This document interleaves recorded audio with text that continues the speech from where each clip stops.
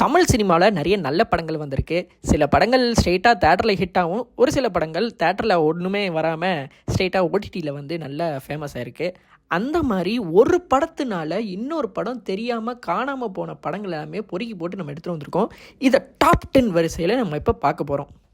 10வது பிளேஸில் நம்ம எந்த படத்தை பற்றி பார்க்க போகிறோன்னா மூடர் குடம். என்னதான் இந்த படம் நல்ல ரைட்டிங், நல்ல ஸ்க்ரீன் பிளே, நல்ல டைலாக்ஸ் இருந்தாலும் இந்த படத்துக்கு ஒரு வாரத்துக்கு முன்னாடி ரிலீஸ் ஆன படம் தான் வருத்தப்படாத வாலிபர் சங்கம். இந்த படம் பட்டி தொட்டி எல்லாத்துலேயும் செம்ம ஹிட்டு.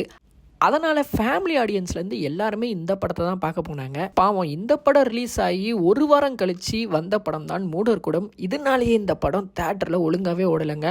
அப்போது ஓடிடி சைட்லேயும் கொஞ்சம் பூமி இல்லாதனால ஓகே, டிவி ஆடியன்ஸ் இந்த படத்துக்கு நல்ல ஆதரவு தந்தாங்க. 9வது பிளேஸில் டைரக்டர் பாலாவோட இயக்கத்தில் வந்த தாரத்தப்பட்டை. சசிகுமார், வரலட்சுமி இவங்களாம் நடிச்சிருப்பாங்க. அநேகமாக இந்த படத்துக்கு வரலட்சுமி நேஷனல் அவார்டு வாங்குவாங்க அப்படின்னு நாங்கள் நினச்சிக்கிட்டு இருந்தோம். ஆனால் அந்த சமயத்தில் தான் இறுதி சுற்று ரித்திகா சிங் அதை வாங்கிட்டு போயிட்டாங்க. நிஜமாவே இந்த படம் சூப்பரான படங்க.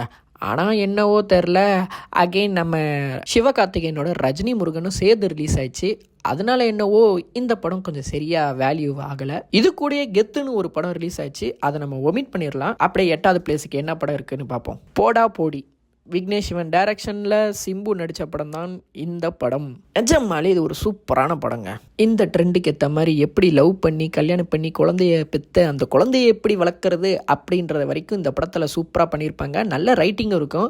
ஆனால் இந்த படம் தேட்டரில் கல்லா கட்டவே இல்லை. ஏன் அப்படி என்றால் இவங்க கூட ரிலீஸ் ஆன படம் தான் தி பிளாக் பஸ்டர் துப்பாக்கி. தீபாவளிக்கு ரிலீஸ் ஆன படம். உங்களுக்கே தெரியும், தளபதி கரியர்லே தி பெஸ்ட்டு அப்படின்னு சொன்னால் ஃபஸ்ட்டு இந்த படத்தை தான் சொல்லலாம். அந்தளவுக்கு இண்டஸ்ட்ரியல் ஹிட்டு கொடுத்த இந்த படம் வந்ததுனால போடா போடின்ற படம் அந்தளவுக்கு ஒர்க் ஆகலைங்க தேட்டரில்.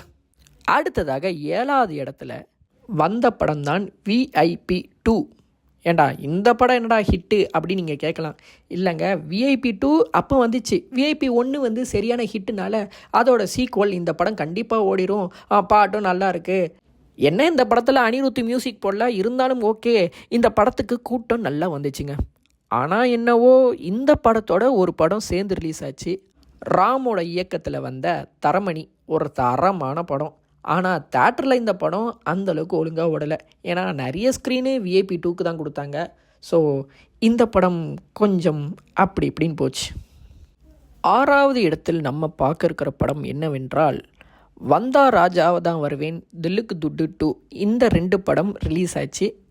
இது வந்து ஒரு கிராஜுவலாக நல்ல படம் தான்.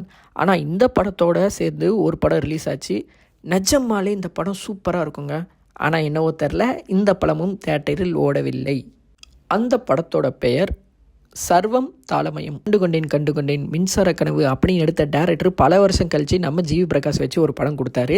இந்த படம் நிஜமாலே நல்ல ரைட்டிங்கு, நல்லா சூப்பராகவே இருக்கும். ஆனால் என்னன்னு தெரில, இந்த படம் அக்ளைம்டு ஃபெயிலியர் அப்படின்ற ஒரு பட்டியலில் வந்து சேர்ந்துருச்சு. எங்களுக்கு என்னவோ ஜிவி பிரகாஷ் நடித்த உருப்படியான படத்தில் பட்டியல் போட்டால் இந்த படம் டாப் 5ல் வரும். அந்த மாதிரி ஒரு தரமான படம். இந்த படம் பார்க்கலன்னா தயவு செஞ்சு போய் பாருங்கள். 5வது இடத்தில் ஒரு புது ட்ரெண்டு அமைச்ச படம் தான் லவ் டுடே. இந்த படம் பட்டி தொட்டி எங்கேயும் போய் செம்ம ஹிட்டு கொடுத்துச்சுங்க. ஆனால் இந்த படத்தோடு சேர்ந்து ஒரு படம் ரிலீஸ் ஆச்சு. அந்த படத்தோட பேர் நித்தம் ஒரு வானம். நிஜமாக இந்த படம் நல்லாவே இருந்துச்சு. ஆனால் கொஞ்சம் ஸ்லோ ப்ராசஸ் தான். லவ் டுடே படம் நிறைய ஸ்க்ரீன் ஆக்குபை பண்ணதுனால இந்த படத்துக்கு அந்தளவுக்கு கூட்டம் வரல. இருந்தாலும் இந்த படத்துக்கு ஒரு ஃபேன் பேஸ் இருக்கதாங்க செய்யுது.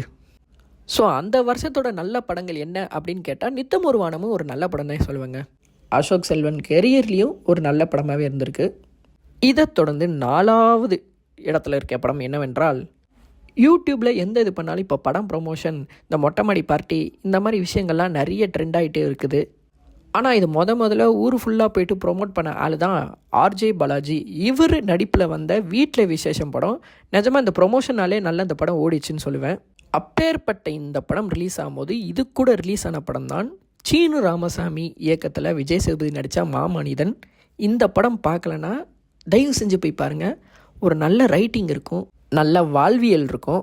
ஆனால் இந்த படம் அந்தளவுக்கு ஓடலைங்க. ஏன்னா அந்தளவுக்கு ஸ்க்ரீன் கிடைக்கல அப்படின்னு சொன்னாங்க. தேட்டர்லேருந்து ரொம்ப சீக்கிரம் வெளியில் வந்த படத்தில் இந்த படமும் சொல்லலாம். ஸோ அந்த 3வது இடத்தில் இருக்கும் படம் என்னவென்றால் தி மோஸ்ட் எக்ஸ்பெக்டட் படமான ராயன். இந்த படம் தனுஷ் டைரக்ஷன் பண்ணியிருக்காரு. ஸோ இந்த படத்துக்கு எக்ஸ்பெக்டேஷன் அதிகமாக இருந்துச்சு. எல்லா இடத்துலையும் சரி ராயன் ராயன் ராயன் அப்படின்னு சொல்லிட்டு தேட்டர் பக்கம் போனால் ராயன் படம் அந்தளவுக்கு ஒன்று செல்ஃப் எடுக்கிறியே அப்படின்னு நினச்சிக்கிட்டு இருந்தோம். ஆனால் இது கூட சேர்ந்து ஒரு 2 சூப்பரான படம் வந்துச்சு. 2மே வெளியில் தெரியலங்க. ஒரு படம் என்னவென்றால் நம்ம டைரக்டர் சிம்பு தேவன் பண்ண போட்டு படம். சும்மா ஒரே போட்டில் உக்காந்து அரசியல் காமெடி எல்லாத்துலேயும் பிச்சு உதறிக்கும். இந்த படம் அதிகமாக பேசப்படலை அப்படின்ற ஒரு கோபம் எல்லாத்துக்கும் இருந்தது. இது கூடவே வந்த படம் தான் ஜமா. தேட்டரில் இந்த படம் ஓடலை. ஆனால் ஓடிடியில் மக்கள் நல்ல ஆதரவும் கொடுத்தாங்க. இந்த படத்தை நான் தேட்டரில் மிஸ் பண்ணிட்டேனே அப்படின்னு நிறைய பேர் ஃபீல் பண்ண படம். டெபியூட் டைரக்டரான பாரி 11 அவரே இந்த படத்தில் நடிச்சிருக்காரு. தமிழ் சினிமாவில் ஒரு மஸ்ட் வாட்ச் ஃபிலிம்னா இந்த படத்தை சொல்லலாம்.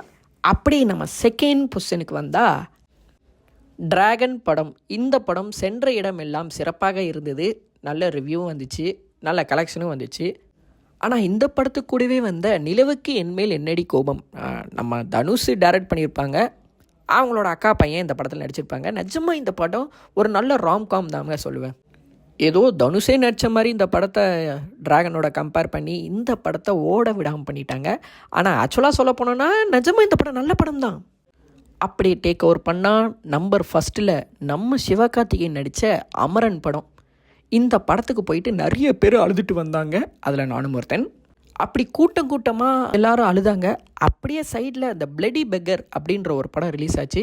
நிஜமாலே ஒரு தமிழ் சினிமாவில் வந்த ஒரு நல்ல நியோ நாயர் ஜானர் உள்ள படம் தான் இந்த படம். இந்த படத்துக்கு அந்தளவுக்கு கூட்டம் வராத ஒரே காரணத்தினால் இந்த படம் அந்தளவுக்கு செல்ஃப் எடுக்கலை அப்படின்னு சொல்கிறோம். ஸோ இதுதான் அந்த டாப் 10. இதில் நிறைய படத்தை நாங்கள் விட்டுருக்கலாம். அப்படி உங்களுக்கு எதோ தோணுச்சுன்னா நீங்கள் அதை கமெண்ட் பாக்ஸில் சொல்லலாம். அதுக்கப்புறம் நம்ம சேனலை லைக் ஷேர் சப்ஸ்கிரைப் அதெல்லாம் பண்ணி வச்சிங்கன்னா அடுத்தடுத்த வீடியோ உங்களிடம் வந்து சேரும்.